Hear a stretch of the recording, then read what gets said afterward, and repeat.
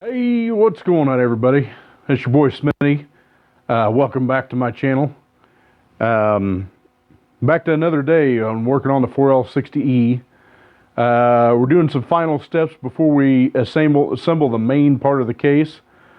We will probably get there today.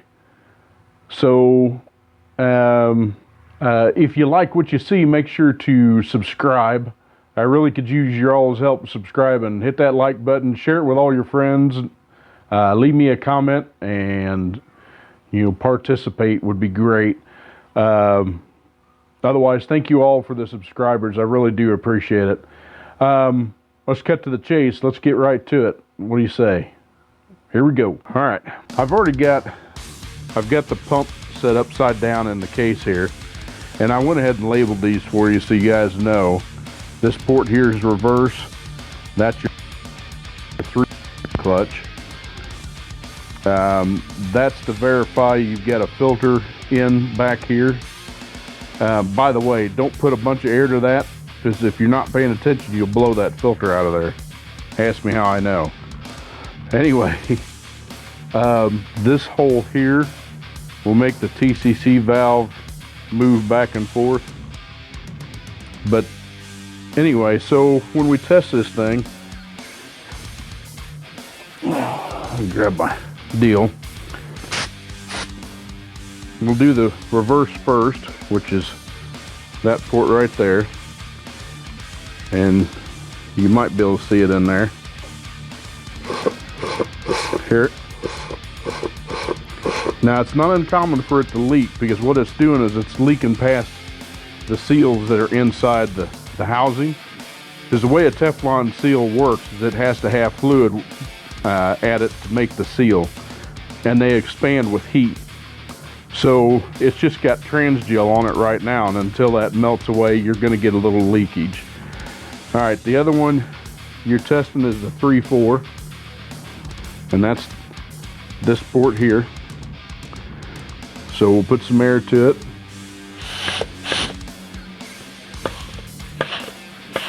3/4's got nice movement. Okay.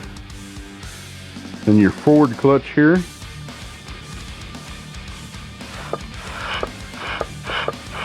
It's moving like it's supposed to. On the forward clutch, you want to try to plug off this hole while you're doing the forward clutch. And you shouldn't have any movement from your 3/4 piston. It's going to take 2 hands to do that, and since I'm holding the camera, I'm not going to do it, but it works. So it's doing what it's supposed to. Like I said, this one cycles the TCC valve, so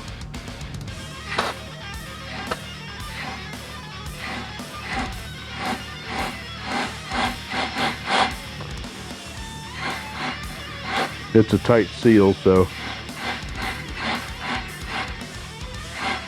And you can see, you can watch this thing bubble over here.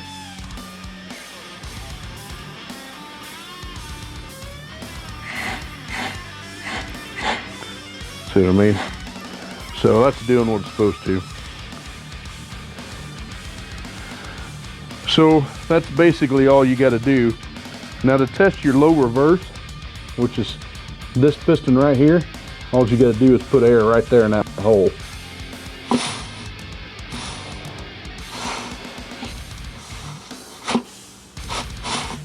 Just like that. So we know we got good movement there. So next on the list, all right, since we know that the air is all good, we can put this bottom half of this together. So just kind of wiggle your input shaft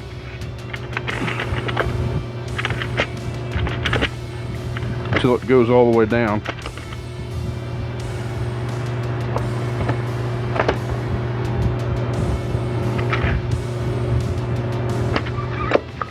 Just like that. When you hear a big thud, then you know you're all the way down. All right. Now our bearing and washer's already in there, so we're good to go with that. So we can put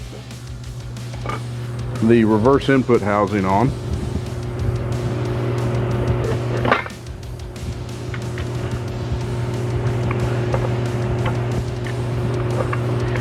So what you want to do on that, kind of do the same thing, just kind of wiggle it around in a circle.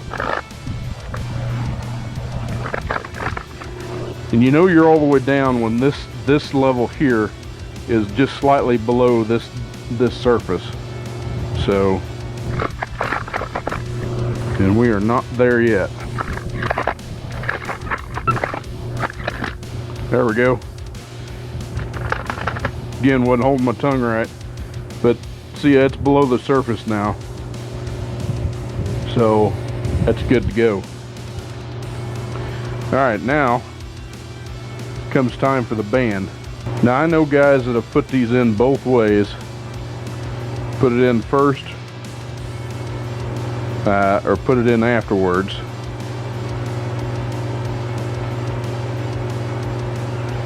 You can do it both ways.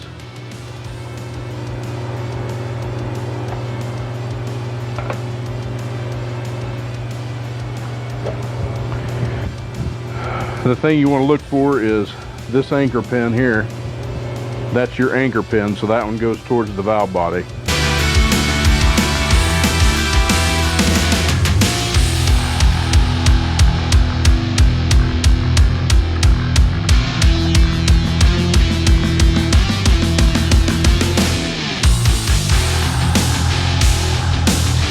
Here we go.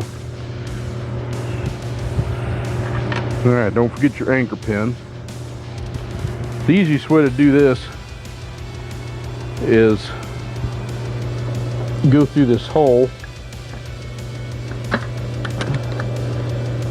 and pull your opening back where it needs to go,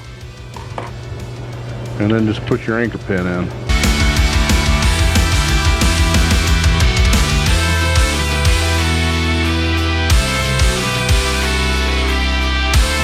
There we go. All right, so we know that the anchor pin's going to work. Now it's time to put your pump in.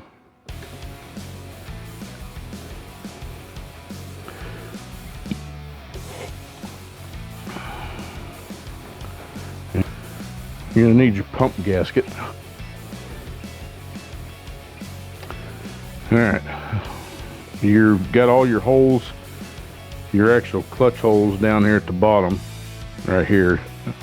And they just go down here in this case. The cutouts are for the bolt holes. In other words, when they got the cut in it right here, that's for a bolt. So that's where you know that that's where that goes. And being as nothing lines up, it means the gasket's upside down.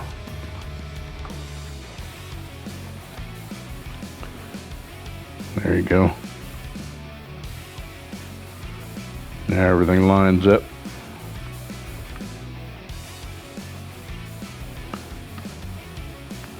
And make sure all your holes line up, you know, as close as you can get them.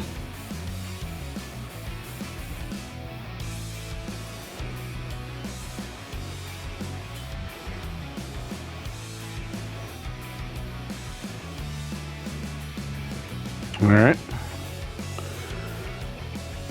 Now, one last thing. You want to grab your seal sizer, this dude right here, and go ahead and size those seals one more time, and you can put it down this way. Yeah, see, it won't go that way, so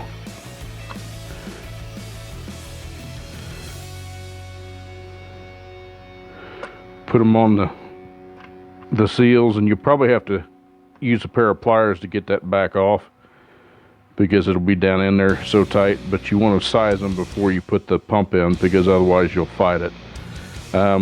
Same thing on the pump. So flip that dude over and put your big sizer on it like that. And you'll want to make sure to put your washer on there, your plastic thrust washer, which is this dude right here. And you can glob that on with some trans gel to hold it there while you're putting it in. And then last but not least, we'll give a little love to this seal surface right here.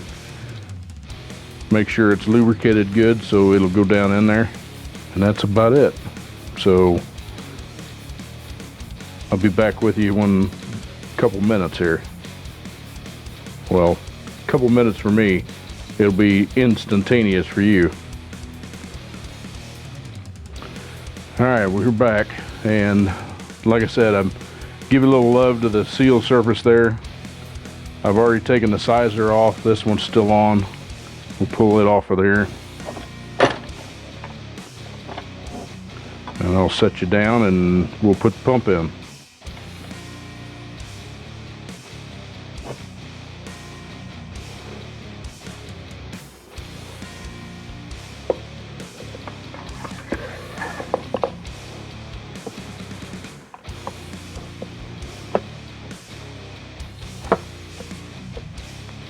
Oh, that was a thing of beauty. Are we all the way down? Nope, not just yet.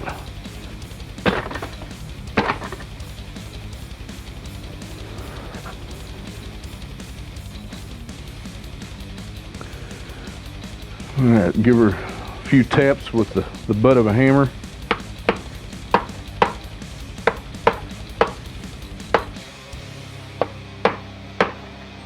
You're shaking all over the place, I know.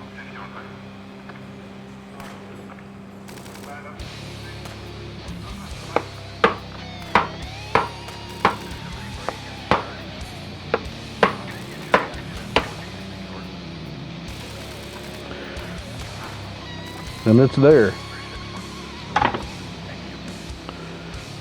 Easiest way to tell is look down in there, and you shouldn't have any gap there, and your hole should be centered there. That's your pickup for your pump, and then over there is your boost valve and everything. So, all right, next thing is your bolts. And I've got two new ones that I was going to use, but let me find the other ones.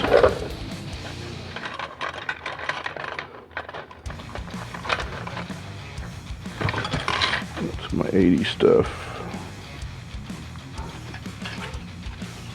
Oh, I know what I did with them.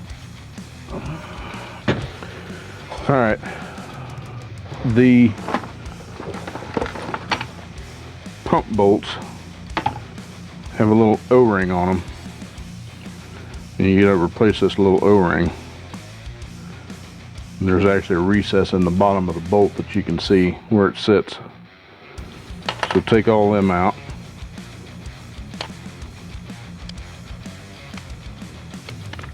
I know if I don't set this down on the table, I'm gonna end up poking my finger.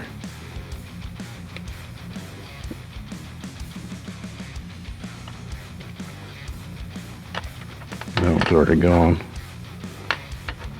That one, now that other one may just have paint on it. It looked like it was gone.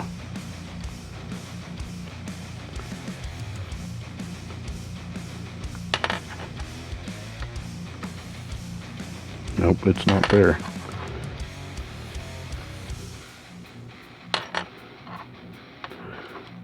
And that one's gone. Okay.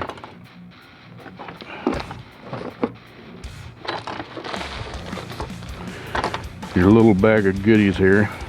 Might as well just dump some of that out, because that's going to be the easiest way to find the ones you want.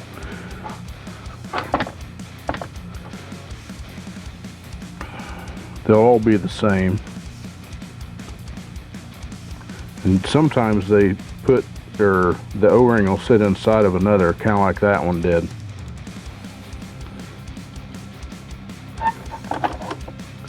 So you got to kind of watch that.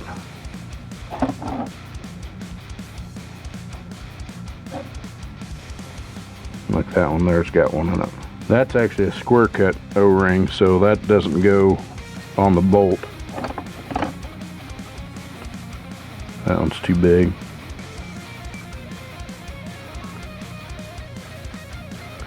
That looks like one. I got there. That's 5.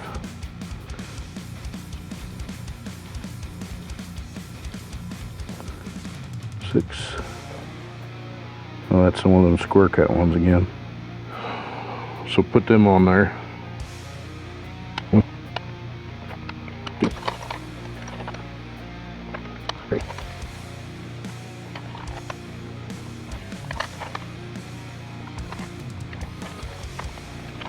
All right,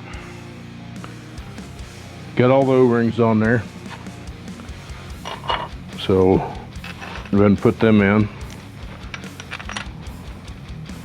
The torque spec on these is 19 to 24 foot-pounds. I usually go to the middle of the road somewhere around 22.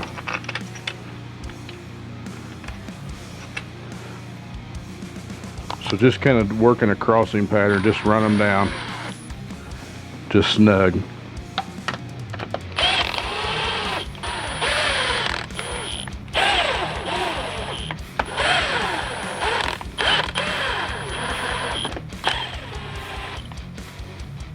All right, okay, just kind of like I said, rotate and torque it in a crossing pattern.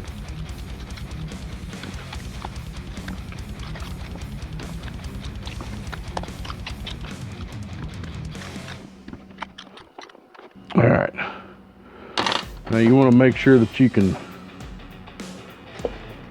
rotate the input shaft, which yeah, and it's got very minimal in play, but it's got enough that it rotates. You can hear the sprag. So yeah, it's good. All right, so that's the main body of the case. We got everything set in there, torqued down. So we're going to end it off on this video. So if you like what you've seen, make sure to hit that like and subscribe button. Turn that notification bell on. Comment, like, share with your friends, and I do read the comments. So with that being said, y'all take care of yourself, take care of each other. God bless you, and we'll see you in the next one. Bye-bye.